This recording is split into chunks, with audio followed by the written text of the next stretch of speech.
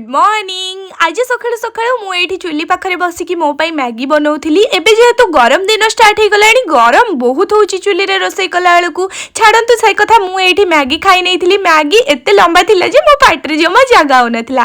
ता सहित माँ मो पाई गोटे सिजेइथिला अंडा, तो ताकू मु खाइथिली। तापरे आम डॉगी को आनिकी भी टिके खुआई देइथिली। से एते जोरे खाउथिला जे मते लागुथिला मो हाथ को भी से खाई दबो।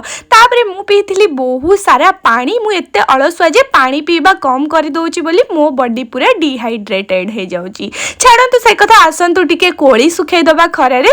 माँ एठी बहुत सारा कोली पारिकी आनिकी रखिथिला, तो मु भाबिली ताकू खरा रे सुखाई देबी। सुखाई कि मु मो गाधो सामान धरिके सीधा गाधेबा पई पळैथिली। गाधे पाधे के असला बेलकु माँ बनैथिला बहुत सारा बढ़िया बढ़िया खाइबा।